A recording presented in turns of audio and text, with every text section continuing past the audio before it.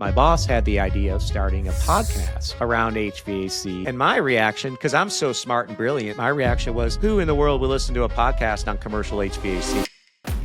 Tony Mormino is the host of HVAC TV, a YouTube channel and podcast focused on commercial HVAC heating, ventilation, and air conditioning. Tony works for Air Control Concepts, a parent company of several HVAC representative firms that sell commercial HVAC products to specific territories. Like, I started this thing in my garage. That's not a joke. Like Steve Jobs started in his garage. Here comes the excuses. I don't have the right mic. I don't have the right camera. I need to lose some weight. You know, all this kind of insecurities. That's the real reason why we don't do these things. So here's a news flash if you're listening. No one cares about your company. No one cares about your product. No one cares about your new feature. What they care about is what it can do for them. Number one, you're providing value. You're not doing it selfishly. You're doing it selflessly to help your customer grow. That's the kind of stuff that people respond to and resonate with. We're giving all this great information away. Our competitors are going to hear it. Spoiler alert, your competition don't give a crap what you're doing. The fact that you're the main face of the podcast, you're the main face of the HVAC TV, but you're not the owner. I'm very curious to understand how this works. What is still going to be true in 10 years, in your opinion? What is it that you're still going to be doing and focusing on in 10 years that wannabe podcasters or potential podcasters listening to us right now should follow? That's a good question. Tony, what is Air Control Concepts? Can you tell me about this, please?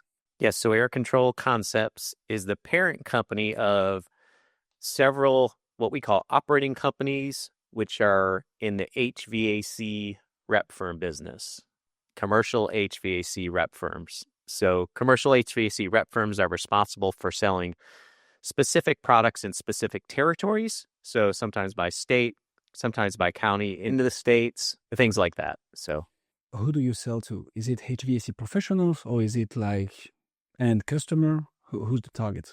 Yeah, so the end customer ultimately is the building owner, right? The person building the facility. It could be a government entity, it could be a local municipality, it could be an office space for a developer or investor.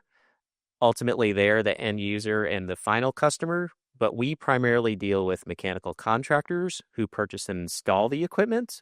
Okay. And we also deal with mechanical engineers that design the systems.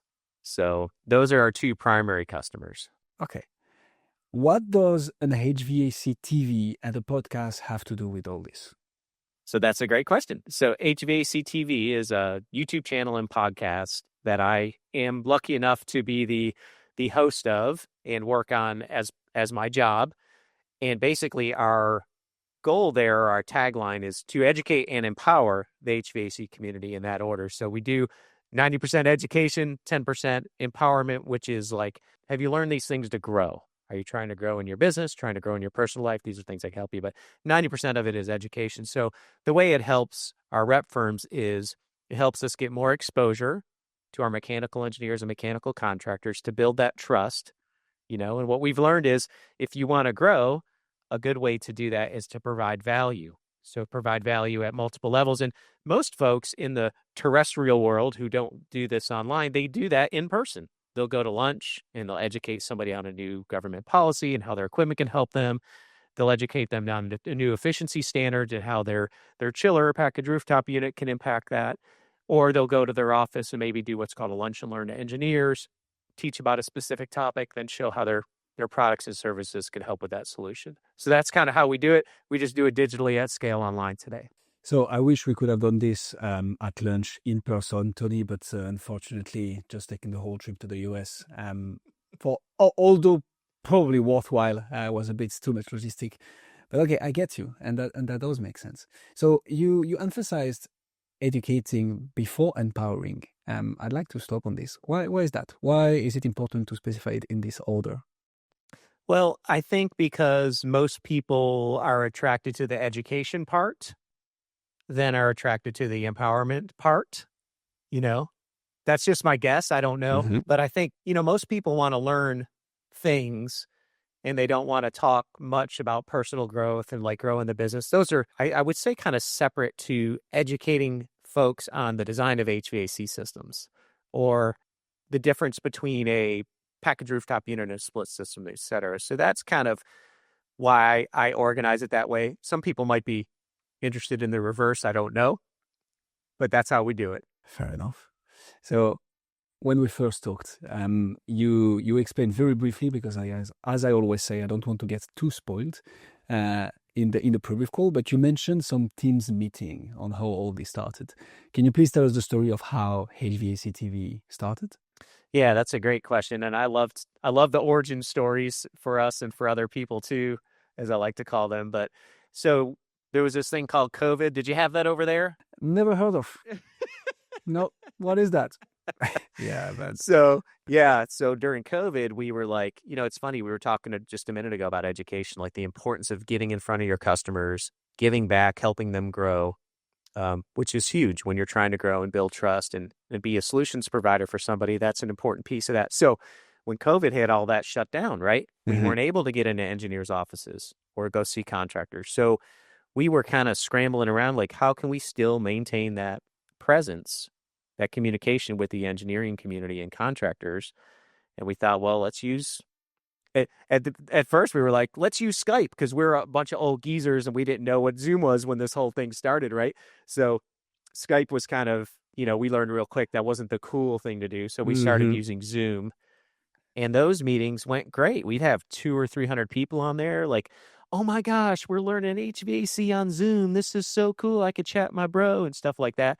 But then like a month later, people were like, if I have to go to another Zoom meeting, I'm going to kill myself, right? So the Zoom, you get what I'm saying? So that kind of like everyone got sick of Zoom meetings. So about that time, LinkedIn Live came out. And why that's important to us is a lot of our core audience is on LinkedIn. There's something about LinkedIn which gives you this professional feel more than if you're on another platform. I don't know why that is. It has to do with the mindset of the consumer. When they're on LinkedIn, they're thinking one way. When they're on YouTube, they're thinking another way. TikTok, Facebook, etc. Or listening to a podcast is another one as well. But anyway, so we started dabbling with that. Then we had the idea, or my boss had the idea, of starting a podcast around HVAC, commercial HVAC. And my reaction, because I'm so smart and brilliant, my reaction was, who in the world will listen to a podcast on commercial HVAC, right? Now, if you're listening to this podcast and you're saying, well, that's good for your industry, but my industry, my audience is really not on a podcast, I'm going to tell you right now, you're wrong. I don't even need to know what business you're in. All humans at some form or another, not all humans, but a vast majority of people, and you probably have the numbers, I don't have them, listen to podcasts. It's very common. So I said no, it was a dumb idea.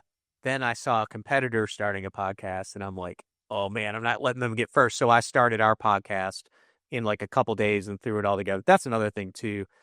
You got to just do it. You got to just get it together and do it. Try to do it yourself. Try to work with an expert in putting that together. So amen. That's how it got started. So I love this, and there is so much to unpack, Tony. So a few follow-ups here. So first of all, 55% of the US population aged 12 or plus listens to a podcast at least once a month.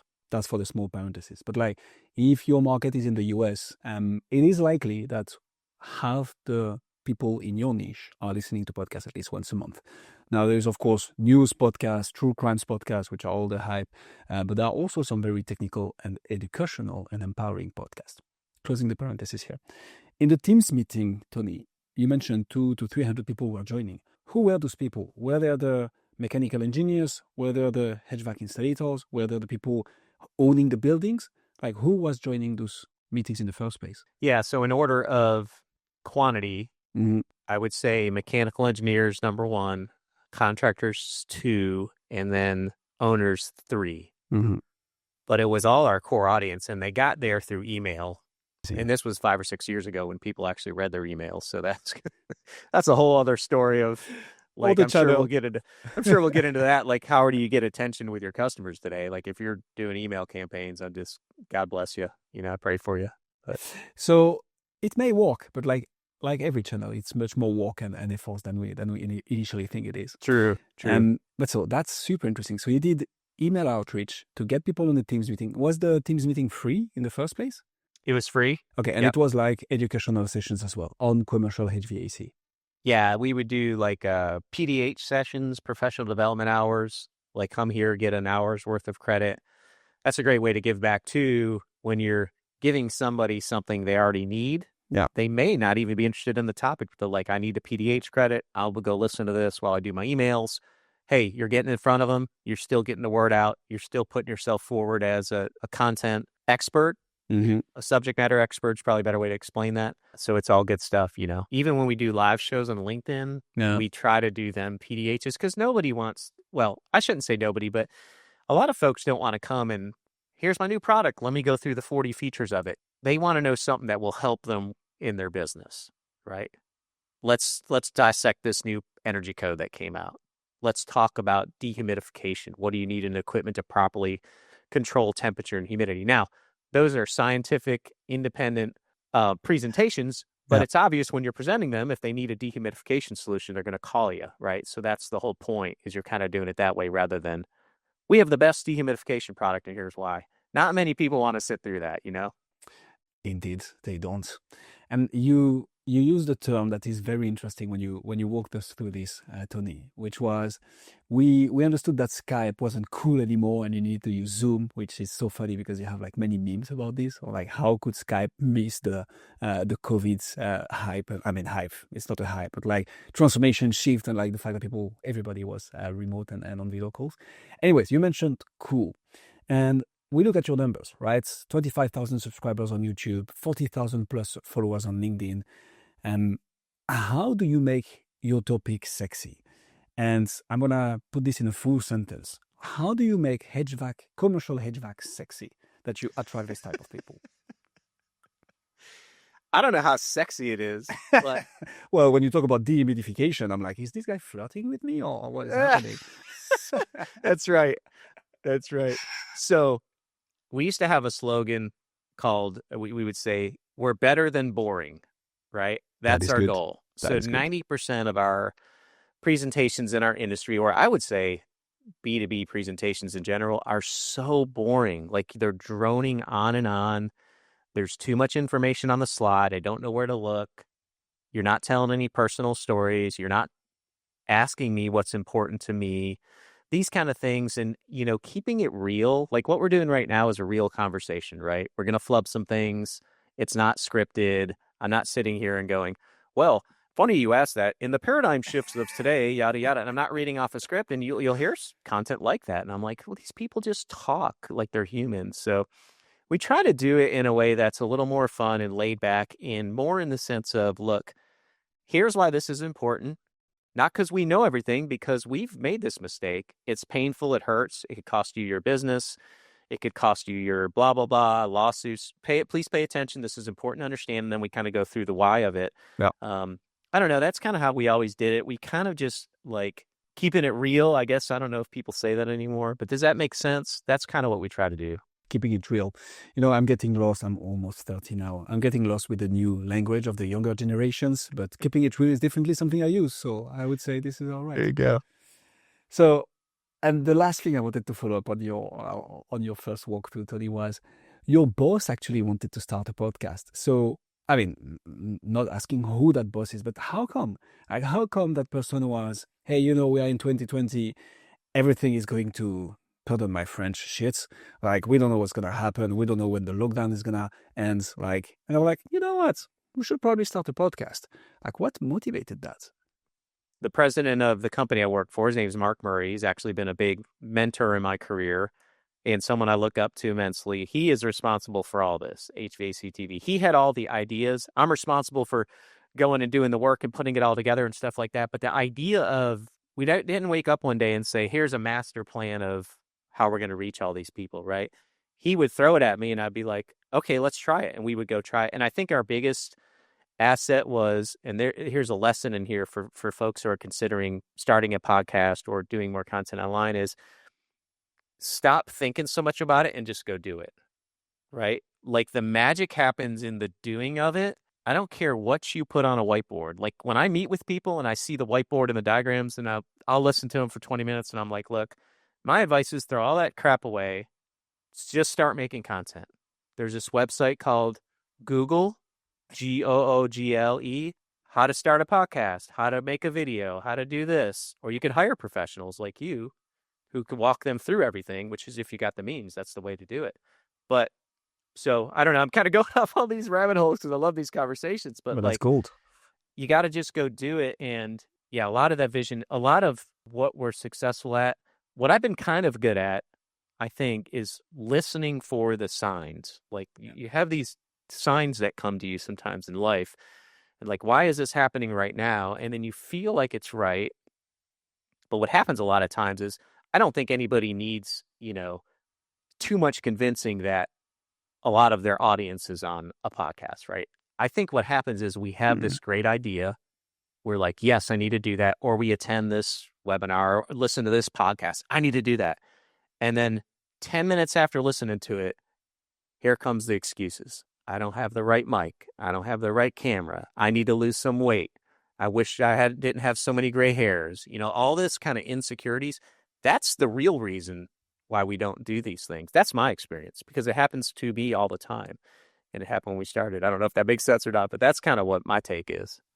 No, I love this. And I was actually going to dig a little bit deeper into this. So just do it, right? Start the podcast. And of course, so you can surround yourself with people who can do this. But I'd like us to try and give like tactical, practical advice that people can follow to actually start the podcast. So how did you do that on your side, Tony? And the reason I'm asking this is, in the B2B space, brand is, especially I believe in 2025 and forth, brand is everything. Like anybody can claim anything out there. So starting a podcast can be frightening, can be overwhelming. Like, okay, but what do I do? How do I say it? So maybe to take a very practical example, how did you do it? What did you start with? Obviously the Teams meeting, but then what? Like when you decide to not only have a live session, but then like, okay, this piece of content is going to be out there for life, unless I remove it from the internet, obviously. But like, hitting publish on the first episode. How do you do that? So I love this conversation because it goes back to the just do it and overcoming fear. So one of my favorite phrases is do it scared. Yeah. You can be scared and do stuff. Yeah. Isn't that amazing? It took me, I'm 54 and I learned that when I was 50. And someone said, just because I was saying something, I don't remember who I was talking to. I was talking to somebody about, I got to do this thing, but man, I'm scared. Just do it scared. You don't have to not be scared to do something. As a matter of fact, that's the definition of courage, is to do something even though you're scared, right? So that part of it, there's a psychological part of it. That's one thing. Then the actual nuts and bolts of doing it, like I said earlier, you could just Google it and it's so simple. And you don't need a lot of, like, I've got a nice mic here and we've got a nice camera, but we didn't start this way. Even today, with all this equipment, the best podcast I ever did was me talking into my phone. That's another tip. You can have a guest and talk, or you could just get on and say, hey, this is Tony. It's Friday afternoon. I just got this question.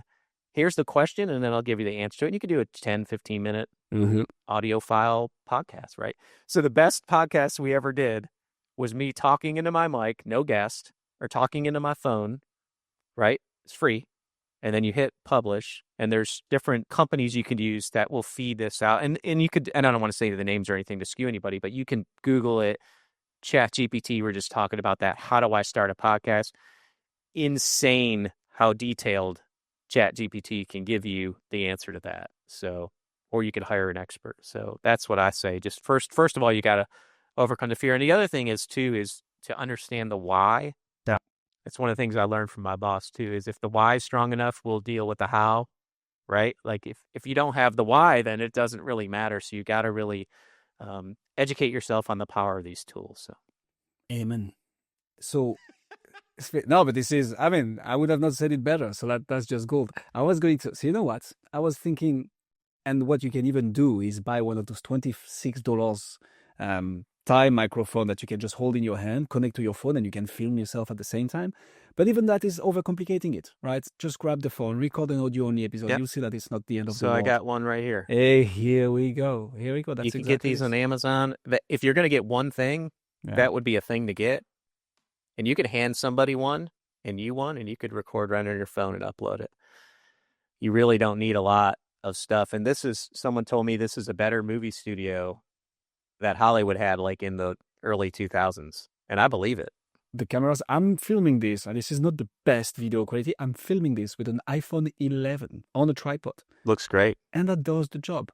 Like, take the iPhone 16 for sure. Like, pay a few, I don't know how expensive is the iPhone 16 anyways. And you have crazy video quality. A GoPro, $200. That was amazing. Yeah. Speaking of which, Tony, you are overwhelmingly present on YouTube. Like you do, I mean, it's HVAC TV after all. So you made the choice of going with video. Why is that? So we do everything. Well, we do video, audio, and written word. So this is a good conversation I've learned about self-awareness. It's super important if you're going to create content to do the thing you're comfortable with. And there's basically 3 types of media that have been around forever. And, historically they've been television, radio, and newspaper, right? So television is video, radio is a podcast or audio, and then newspaper is written word and images and stuff like that. So it's important to find out where you fit into that spectrum. Like, I'm a terrible writer. I can write. It's painful to me. ChatGPT is my new best friend. I love it. I would pay a lot of money a month for it. I pay the minimum amount now, but it's all right. So helpful. OpenAI, it's all right, the pricing that you have right now. Don't increase them. Don't increase it. Yeah. If you're listening to this, please. But it's important to realize where you fit in that. Now, I would say if you're uncomfortable with video and you haven't tried it, give it a try because it is much more impactful, right? And I think that's, and for me personally, I didn't start out, like, I had tremendous fear and insecurity with all this stuff when we started. Like, to get on this podcast, I would have been up all night. I've been writing questions. I slept like a baby. I got up. I was like, oh, I get a podcast today. Actually, I have one later today too. So I'm all super excited about that. But it comes with practice and it comes over time. So we started the video because a lot of our learning and teaching is video based. Basically, you can't do it. Even the podcasts we present, some of them are we walking through a factory tour. Okay. A big chiller factory tour. I'll post the audio and I'll say, hey, look, here's an audio version of this factory tour. But if you want to see the actual video, go over to our YouTube channel. So that's, if you're going to be in the content game, you really want to have some sort of video, podcast, both. Even this, you can record this and put it up on YouTube, right? 100%. And spoiler alert, it will be on YouTube. I mean, there are so many things I want to touch upon, Tony. First thing is, what were those challenges? So starting, not having the confidence to go ahead, questioning, like putting yourself in a, being self-aware, I think. I'm not sure of my English here. But like, what were the other challenges in growing the podcast? Because you're putting out lots of volumes out there. It's every week. You have other pieces of content as well. Like, what were the main challenges that you faced in growing your podcast? And how did you solve them, obviously? Yeah, so that's a great question. From the podcast standpoint, one of the biggest challenges we had was getting guests because our industry, commercial HVAC, is pretty much a dinosaur when it comes to social media content. And I could say most B2B commercial/industrial industries are probably going to be like that. So that was the hardest thing. And the good news there is, the shining light there is, if you do it in your industry and no one else is doing it, then you really could stand out. And which was kind of surprising to me at first, because I got into the trap where I was comparing our numbers to true crime podcasts or Gary V podcast, these kind of big sweeping, topics that a lot of people are interested in. There's not a lot of commercial HVAC people. So you have to rescale what you determine is successful, right? You could be really small in a niche, but be like super popular in that niche. You know what I mean? Like if it's industrial or commercial or something very niche. Commercial HVAC is not tiny, but it's not a very popular thing. You're not going to see a lot of YouTubes. And we've got pollen here in the United States right now, so it is just wreaking havoc on I took a little allergy medicine earlier. Man. That's why you're hearing me coughing. But so one of the challenges there is to kind of recalibrate. And finding guests was tough in the beginning, I have to say. Now, since we're a little more popular, it's a little easier. But still to this day, when you're dealing with people who aren't used to going on podcasts, it could be a terrifying experience for most people. So how do you manage those expectations? Because that's something that I hear from so many podcasters. So there are the podcasters, obviously, who started in COVID, right? And it's just like good buddy podcasts, I call them, together with Sam.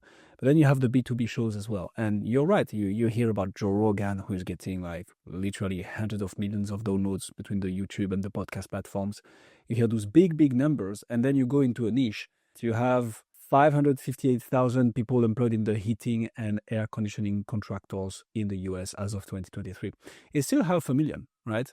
But obviously you cannot get Joe Rogan's number in a niche podcast.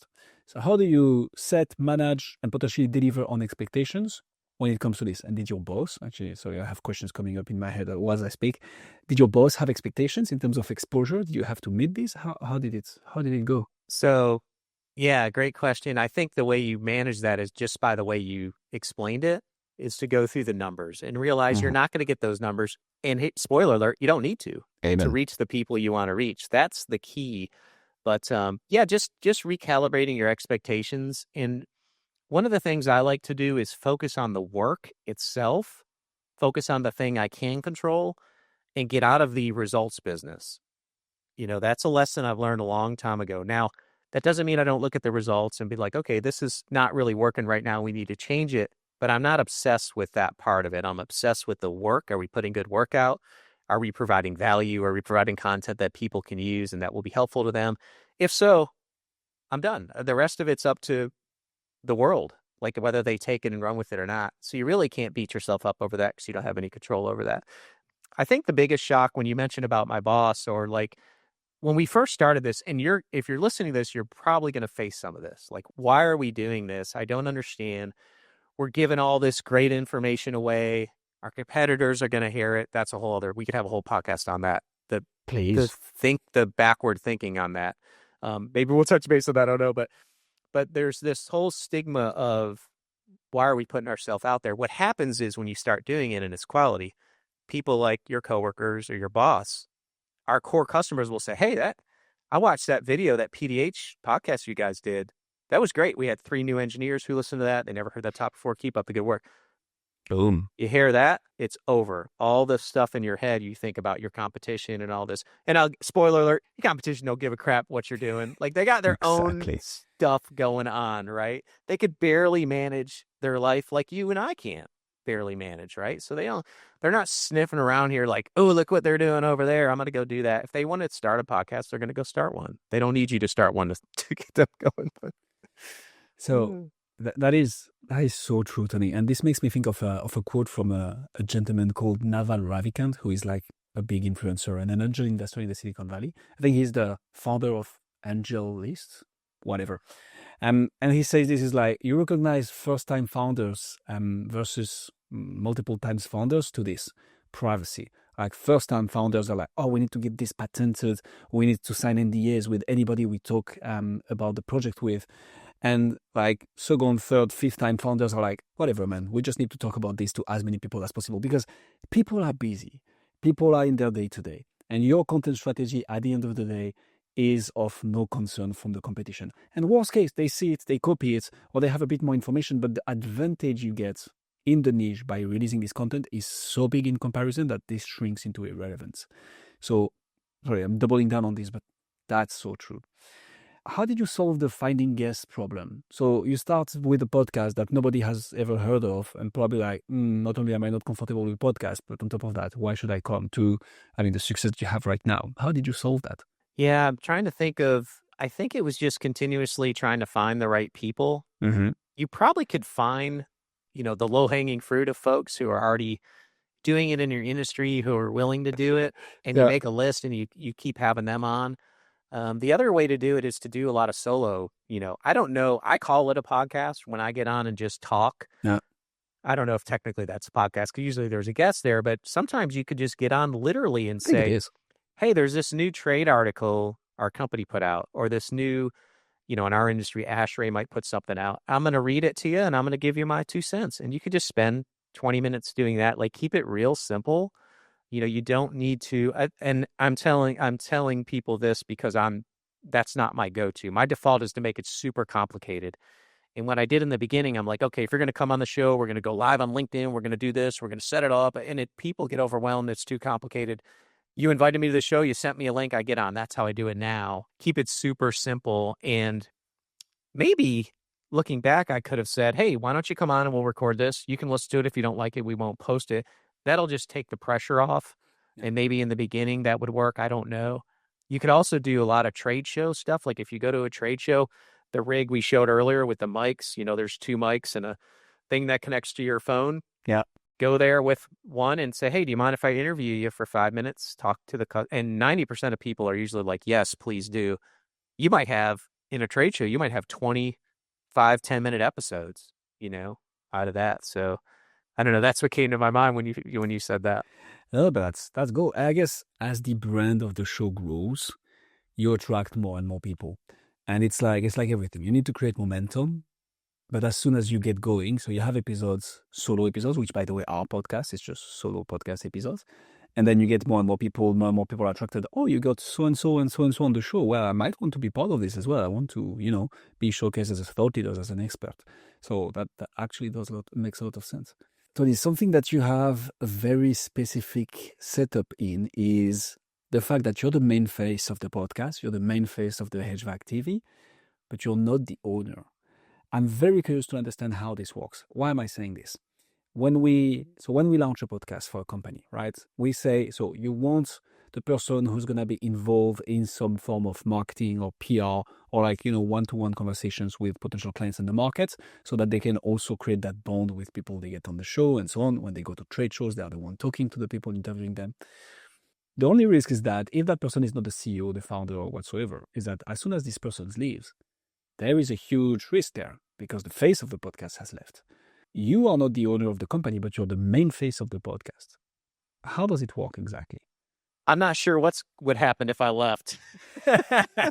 We've talked about that internally. And like I said in the beginning, we didn't really plan this out. It just kind of happened. Right. And as it grows and more people want us to their factory, we're like, okay, we're going to go to their factory.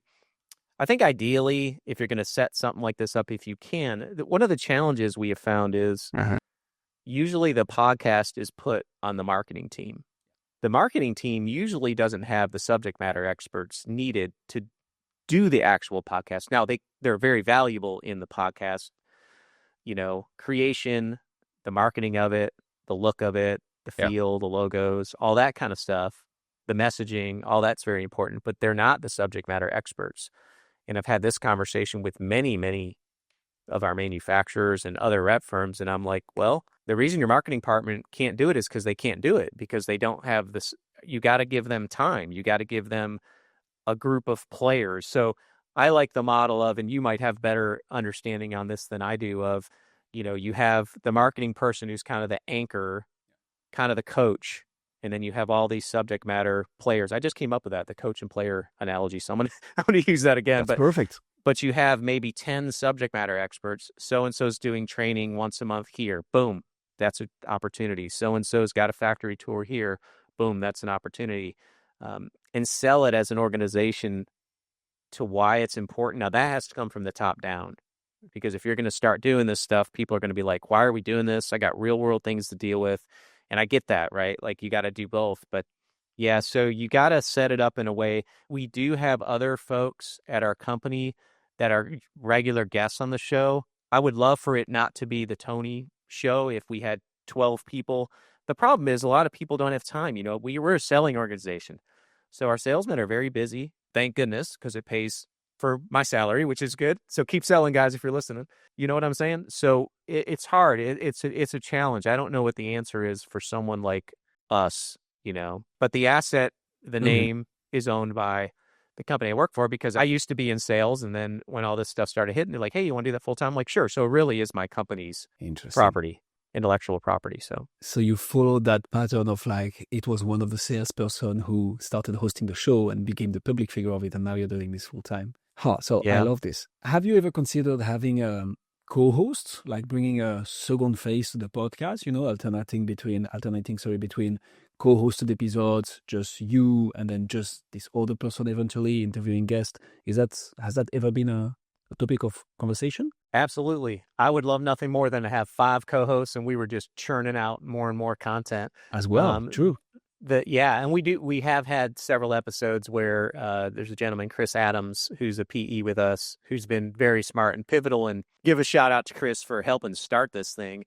In the beginning, we were, Chris was a good balance for me because I was terrified. He's like, who cares? Just hit the live button. Let's go. Let's do it. And I'm like, just do it scared. Kind of needed that. Yeah, just do it scared. I kind of needed that balance there. But he's hosted several episodes and done a great job. We have a guy named Matt Warren who's done that as well. But, it all goes down to time, right? If it's not, people are just busy. So you got to find the right recipe for that. But I love the idea of having several hosts and co-hosts, but the one person be the anchor of setting it all up. So not everybody has to learn the technology, right? Because that's the real, if you got one person who could do the nuts and bolts back end work and then have 5 people scheduled, just boom, here's your day, go do it, yada, yada. I don't know. What do you think about that? Just get started. Yeah. So, I mean, I wanted to dig a little bit deeper into time indeed, especially how do you convince as a marketing team who's starting the podcast to get the SMEs, so the subject matter experts on the show, especially when you haven't had a track record yet. But let's get to this a little bit later on. So we have several ways to approach this. I just want to give the recommendations here. The objective for us is to get the person who's going to be involved in the commercial discussion to host the show. That's where we get the best results. And that's where our clients get the best results. The alternative, and you have a few podcasts like this, is you hire an external host, somebody who's a professional podcast host, ideally in your niche, that you're basically going to pay per episode. And it can get very, very good results. I mean, we have a few clients doing exactly this, and it gets very good results. So it's a small additional cost, especially if you want a specific profile as the host. It can be very expensive, actually. But then you also get to tap into their network, their brand, and so on and so forth. The only problem with this, in my opinion, is the guests, the audience, are building a link with somebody who's external to the company. So depending on what the objective of the show is, this might be a bit at risk. But you can get pretty good results. And then if you decide to change the face of the podcast, you just need to plan properly for the transition. I'd say that's what we see. The best setup is probably the one you're in, Tony. I mean, obviously, you seem to be loyal and enjoy working at your company, and that's the best setup possible. Sometimes introducing another host is good as well. But yeah, your company already has one full-time employee on this. Do they want a second one or like tap into whatever they are doing because it's time management, right? Mm-hmm. So it's a bit of a pickle. But yeah, I think co-hosting is potentially a good solution. And to be totally fair and transparent, at the end of the day, it's your edge as well, right? That's your leverage in the company as well. You're the face of one of their very successful assets, which begs the question, how do you track results, first of all? From your podcast, from the HVAC TV, from something that big, how do you track results for the company? Do you have anything like this that you can share? So what we look at is engagement, views, attention. These are the things you look at when you're talking about building a brand. Right? So building a brand is all about how many people are we telling our message to, or is it resonating with them, et cetera. It's completely different than selling, right? So we don't have any kind of funnel where we're top of funnel, come here, do this, do that, do that, do that, boom. Now buy this big $1 million piece of air conditioning equipment. Our industry really doesn't work that way. This was a hard question to answer a few years ago. We're like, well, we know people are watching it because, I get emails from customers and stuff like that. The real KPI or key point indicators for us is when the sales team continuously says, keep doing it. Like my engineers are watching this. Like that's huge for us because sometimes sales could be against something like this, right? Like, why are we spending time on that? I can't get this data. You're talking to my customers. I don't like it. Mm-hmm. We don't have that. We have a lot of positive, like, keep going. Let's do more of this. So that's huge for me. The other thing is when we go to trade shows, like our popularity now, when we go to shows, it's insane. Like people want our picture with us and like That's they crazy. want to talk to us and they're coming up to us. That's the kind of stuff where when you see that, and even people in my company who don't really know a lot about what we do, sometimes they'll walk around with me and they'll be shocked that someone will stop and want their picture with me or stop and say, hey, thanks for this. Like, oh my God, has it ever happened before? I'm like, yeah, it happened like 40 times yesterday at the trade show. Like, this is the power of these tools. And I don't say that like it sounds, I used to say that and I'd be like, why are you bragging? You need to be humble. It's not a brag. It's like the power of these tools. This is facts. 100%. It's fact. It's really incredible how many people will see this stuff when you do it in a way that's human, when you do it in a way that's real. And number one, you're providing value, right? You're not doing it selfishly. You're doing it selflessly to help your customer grow. That's the kind of stuff that people respond to and resonate with. I love this. I love it too. How much do we have? 4 more hours left? How much are we going to go here? This is good stuff. I can talk all day. As long as you want, Tony. But actually, so that's a good point. We know of a few podcasters who get that hype. The first time we realized this as well is when we went to our first exhibition, like conference, with our very first podcast. And like one person out of the blue that I never heard of, so was like, Guillaume from Corporate Treasury 101. I was like, yes. I was like, isn't that great? Shocked that this happens. And then you're just like, this is what happens. Like people get to know you hundreds, thousands, depending on your niche, and you don't know them. And when they get to you, they're already convinced of the value because you've been providing them so much for that much time. So no, Yeah, it's incredible. I can relate to this. But for you, Tony, there is even something bigger that you're doing, or more impressive in my opinion. You take viewers on some on-site adventures. For example, you did a recent episode at a pump manufacturing facility in Dallas with the team at Tiger Flow. How do you set that up? Like, what was the objective? Why did you do this? And how did the audience/team react to this? Yeah, so that's like the holy grail of content, right? I'm in the factory floor. They're putting the stuff together. There's the welders. They're banging stuff. We're talking about the equipment from the ground up. True life, right? It's funny because we couldn't get into a factory, years ago. But now that we're a little bit bigger, we got a little more attention. We have folks reaching out to us. And that's basically what happened there. One of our sales guys sold this job. He's like, hey, can you go to the factory and do some videos with me? I'm like, let's do it. Let's go. So we've got a camera and a gimbal and a couple of mics. And, we go there, we just do it. We don't do a lot of post-production on it. We do some B-roll and overlay it on the video, but we're really just there to tell the story of what is this? Why would you use it? How could it help you? We're bringing the value, we're educating. And we just got back. I just started editing a video from JDEC, which is the Johnson Controls Advanced Development and Engineering Center, 250,000 square feet facility, $150 million, where they test and build. Well, they don't build them. They test all their chillers there, the new technology. And they say, can you please come and bring your camera? I'm like, yeah, we can come and bring the camera. Hell yeah. Now that we're getting that exposure, we go in there and do that. So that's typically how those things happen. So this is gold. And do you see more engagement in this type of content than the traditional podcast, or would it be pretty similar? Like, is the fact that people would be able to relate literally to this creating more engagement, or is it pretty much the same?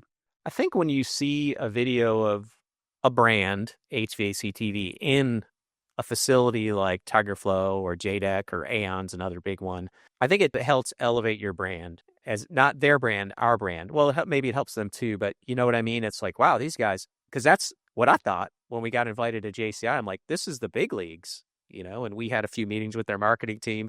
Right. And I'm like, they're like, well, we really appreciate it. They were like being so, I'm like, look, guys, this is a huge deal for us. Like, we're only a couple years old as a brand. We started this literally in my garage. Like, I started this thing in my garage. That's not a joke. Like Steve Jobs started in his garage.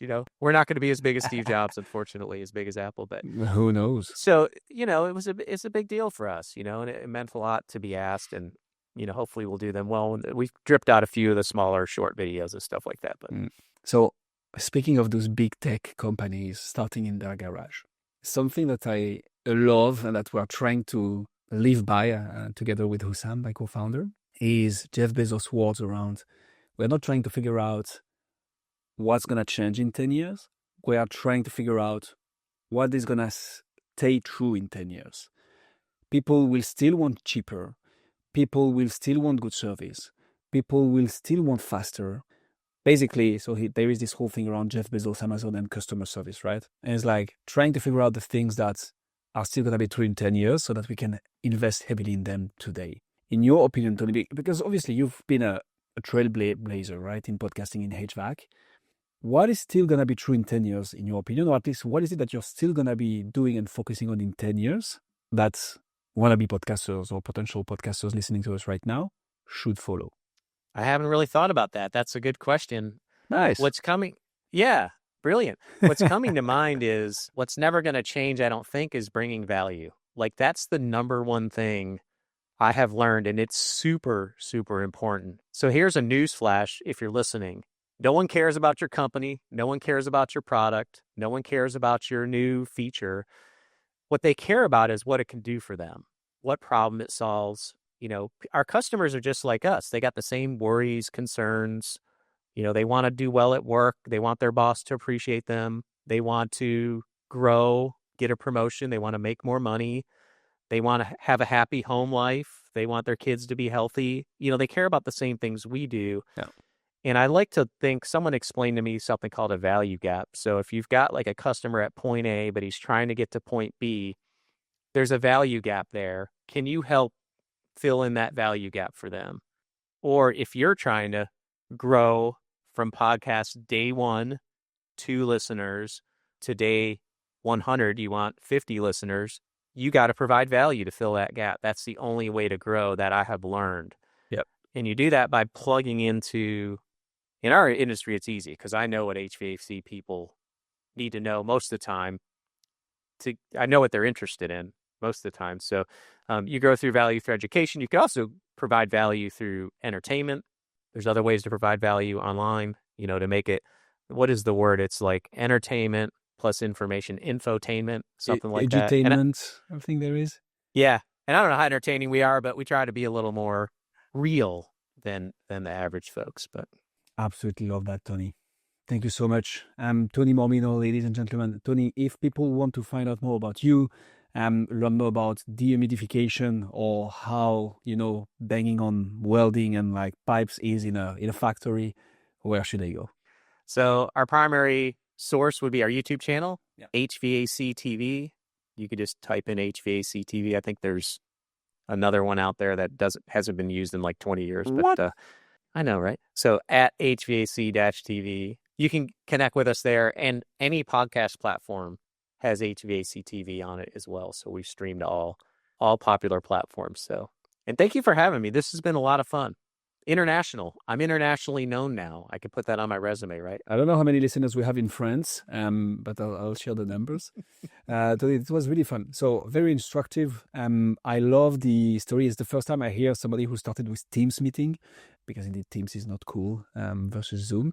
So, and I had lots of fun as well. So thank you so much for coming on the show. Thank you very much.